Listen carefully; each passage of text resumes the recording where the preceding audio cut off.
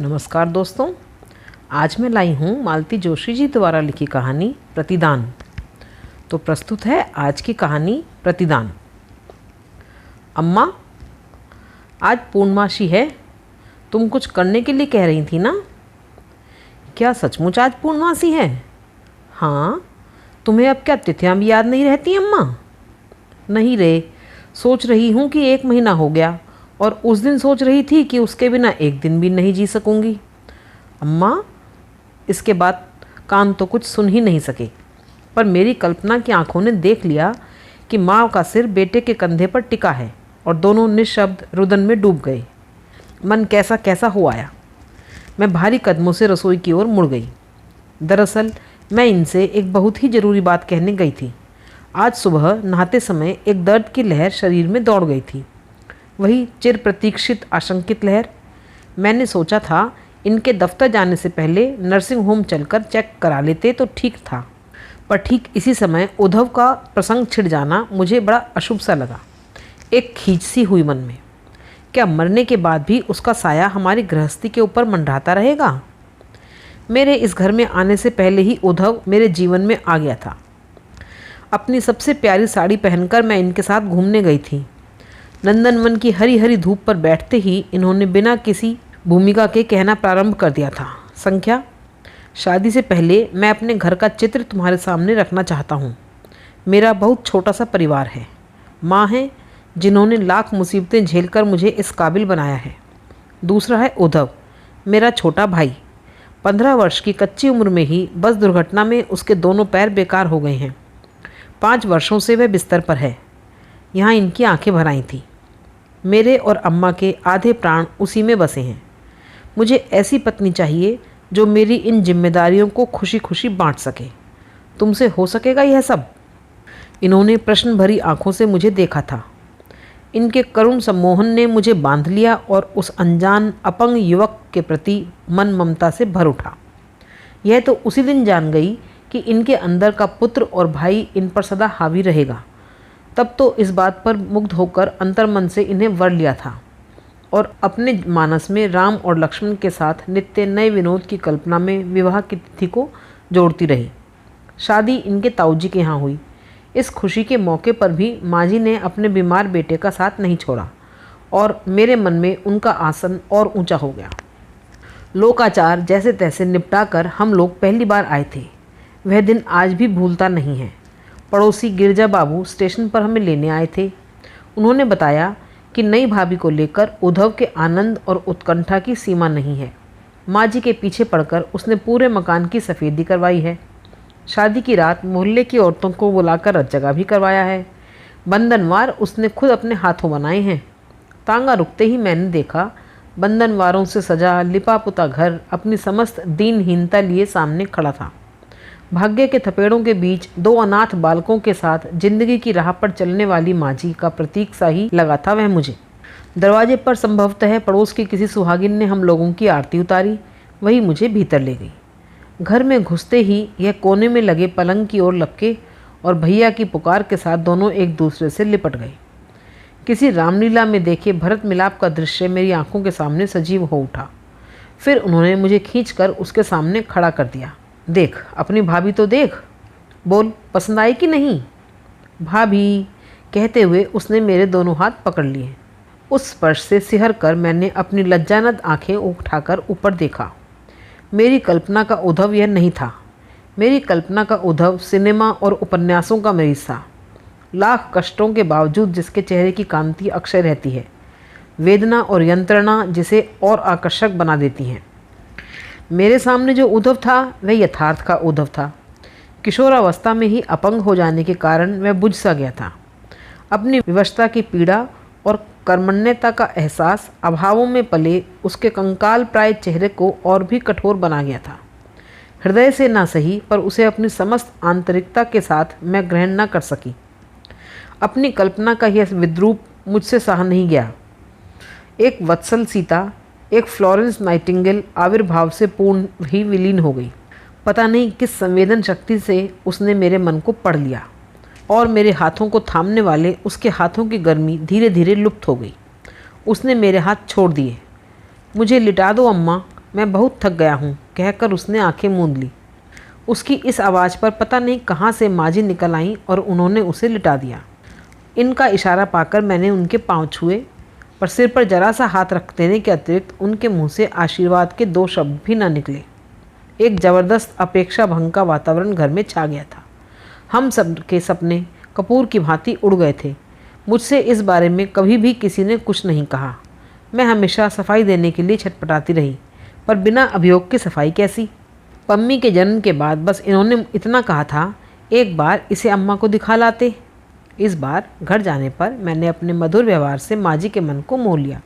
पम्मी तो जैसे उनके गले का हार बन गई थी। अपनी पिछली भूलों का प्रायश्चित करने के लिए कृत संकल्प मैं माजी को साथ ले चलने के उपाय कर रही थी। मुझे मालूम था कि इनके मन में हमेशा यह इच्छा रही है। बंगले के उस सुनिश्चित कोने की तरह उनके मन का कोना भी खाली खाली रहता था, यह भी मैं जानती थी। इसलिए उद्धव को भी इस बार मैंने शिकायत का मौका नहीं दिया। उसने कभी कोई उत्सुकता नहीं दिखाई। बीमार व्यक्तियों का अहम वैसे भी भारी होता है, पर मैं अपने कर्तव्य बोध से वह सब कुछ कर रही थी। मुझे खुशी थी कि इस बार दिन खैरियत से गुजर रहे हैं। शायद चौथे या 5वें दिन की बात है। मैं नहा रही थी। 2 कमरों का छोटा सा घर था। रसोई बंद करके नहाना पड़ता था। तभी मैंने सुना उद्धव कह रहा था, अम्मा भाभी कहाँ हैं? नहा रही हैं। क्यों रे? माजी ने पूछा। मुझे भी आश्चर्य हुआ कि आज मेरी क्या ज़रूरत पड़ गई। एक बार गुड्डी को मुझे दो अम्मा। कुछ क्षण खामोशी रही। अम्मा बस थोड़ी सी देर को। इस बार उसके स्वर में बला की आजीजी थी। शायद तभी तो माजी से नहीं रहा गया होगा। उसका असीम दैन्य मुझे खल गया। मुझसे छिपाकर मेरी बच्ची को देखने का प्रस्ताव ऐसा ही कुत्सित लगा जैसे मेरी अनुपस्थिति में किसी ने मेरे जेवरों का बक्स खोल लिया हो। उसके कंकाल प्राय खुरदरे हाथों द्वारा पम्मी के शरीर के सहलाए जाने की कल्पना से मैं सिहर उठी। क्या पता उसने अपने घिनौने मुख से उसे चूम भी लिया हो। पता नहीं कौन सी बात मेरे मन में पड़ गई कि किसी तरह बेतरतीबी से साड़ी पहन मैंने दरवाज़ा खोल दिया और झपट कर उसकी गोद से पम्मी को उठा लिया। उसे छाती से लगाए मैं मुड़ ही रही थी कि माजी से आंखें मिल गईं। बेटे का अपमान वहाँ प्रतिबिंबित हो उठा था। पता नहीं वहाँ क्या क्या था, क्रोध, अपमान, घृणा, पर मेरा साहस ना हुआ कि उनकी ओर देख सकूं। घर की यह मेरी अंतिम यात्रा थी। यह तो हर दूसरे तीसरे महीने जाते और एक उदासी की परत से ओढ़कर वापस आ जाते। कई बार मन हुआ कि जाकर उसे देखाऊं, उन लोगों की गलत फहमियाँ दूर कराऊं, पर अपने पर से विश्वास ही जैसे उठ गया था। विधि का विधान भी कैसा है। उसके अंतिम समय भी जाना ना हो सका। वह ही गए और आते समय माजी को ले आए। जो कमरा वर्षों से उद्धव और माजी की प्रतीक्षा करता रहा था, उसमें माजी अकेली आई थी।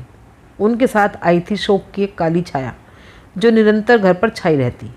उनके आते ही घर एकदम छोटा हो गया था और प्रच्छन्न रूप से 2 दलों में बट गया था। मैं कितनी अकेली पड़ गई थी। संध्या, तुम्हारा जी कैसा है? मैंने चौंक कर देखा। कुर्सी की पीठ पर हाथ रखे यह खड़े थे। इधर से गुजरा तो देखा डाइनिंग टेबल पर सिर रखे सो रही हो। पहले तो सोचा सो लेने दो, पर देखता हूँ चेहरा बेहद उतरा हुआ है। खैरियत तो है? मेरा ख्याल था एक बार नर्सिंग होम हो आते। ज़रूर ज़रूर, वे बोले और तेज़ी से बाहर निकल गए। कुछ ही देर में हम लोग गाड़ी में सड़क नाप रहे थे। तब ख्याल आया कि चलने से पहले माजी से कहना चाहिए था, पर घबराहट में याद ना रहा। नर्सिंग होम पहुंचने भर की देर थी। उन लोगों ने मुझे हाथों हाथ लिया और दूसरे ही क्षण मैं प्रसूति कक्ष में थी। मुझे सिस्टर के हाथ सौंपकर यह चले गए थे। दफ्तर या क्या पता बाहर ही बैठे हों। सफ़ेद कपड़ों में लिपटी उन नर्सों के बीच मैं अपने आप को नितांत असहाय और अकेला अनुभव करने लगी। पम्मी के समय की यादें अपनी सारी वहशत के साथ मुझ पर हावी हो गईं और मेरा दम घुटने लगा। उसी समय दरवाज़ा खुला और डॉक्टर अलका रानी ने कहा, मिसेज श्रीधर, आपकी सास आई हैं। मैंने देखा माजी अपराधी सी मुद्रा में सिरहाने खड़ी हैं। मुझसे रहा नहीं गया। बिटिया दुलारी को साथ लेकर चली आई। ठीक है, मैंने कहा। मुझे बड़ी शर्म आ रही थी। घर से निकलते समय इनसे कहकर भी नहीं आ सकी थी। उसी समय दर्द की एक लहर उठी और मैंने ओ माँ कहकर माजी के दोनों हाथ पकड़ लिए। पीड़ा के वे क्षण बीत जाने पर भी मुझे याद रहा कि वे दुबले खुरदरे हाथ अजीब सी ममता से भीगे हुए थे। उस समय भी वह माथा सहला रही थी और मुझे अच्छा लग रहा था। दर्द के वे क्षण कितनी बार दोहराए गए। माजी हर बार मेरे साथ पसीने से नहा आती थी, मानो मेरी पीड़ा को वह अणु अणु के साथ अनुभव कर रही थी। डॉक्टर ने 2-3 बार आदर से, फिर कुछ रुखाई से उनसे धीरज रखने के लिए कहा। एक बार तो दबी जबान से बाहर बैठने का भी अनुरोध किया, पर मैं उन्हें दृढ़ता से पकड़े रही। उन भावविहीन चेहरों के बीच उन्हीं का चेहरा तो था जो मेरी वेदना से विवल हो रहा था। मेरी पीड़ा को एक अकेली वह ही तो समझ रही थी, क्योंकि सृजन की यह पीड़ उन्होंने भी सही थी। फिर एक अजीब सा विचार मन में आया, जिसे इतनी पीड़ा के साथ जन्म दिया हो, उसे अपनी आंखों के सामने तिल तिल कर मृत्यु के मुख में जाते देखना कितना दुख देता होगा। किस तरह सहा होगा उन्होंने उसे। कौन सी पीड़ा अधिक कठिन है, जन्म की या मृत्यु की, पाने की या खोने की? अपने विचारों के रेले में मैं देख रही थी कि डॉक्टर और नर्स दोनों के चेहरे बदहवास से लग रहे थे। मैं अपने आप को किसी बर्फीले प्रदेश में जाते हुए देख रही थी। वे लोग विचित्र दृष्टि से मुझे घूर रहे थे। हर 5 मिनट पर तड़पा देने वाली वे दर्द की लहरें पता नहीं कहाँ खो गई थीं। उनकी प्रतीक्षा में कमरे में एक तनाव सा भर गया था। मुझे मम्मी बेतरह याद आ रही थी। वह हमेशा कहती थी कि डिलीवरी में दोनों का जन्म होता है, माँ का और बेटे का। तभी तो 42 वर्ष की उम्र में शिशु को जन्म देने की पीड़ा उनसे सही नहीं गई। ऑपरेशन रूम से बाहर लाते हुए स्ट्रेचर पर उनका सफ़ेद निष्प्राण चेहरा बार बार आंखों के सामने आ रहा है। कैसा होता होगा मरण पार का देश। क्या वहाँ जाने पर मम्मी से फिर भेंट हो सकेगी? और उद्धव, क्या वह भी मिलेगा? उसकी करुण असहाय आंखों का अभियोग क्या अब भी उतना ही ताज़ा होगा? अपनी सफाई में मुझे क्या कहना होगा? इस इंजेक्शन की जैसे कई एक सुइयाँ चुभो दी गई हूँ। पर मेरी चेतना लौट आई और कमबख्त वही दर्द फिर उभर आया।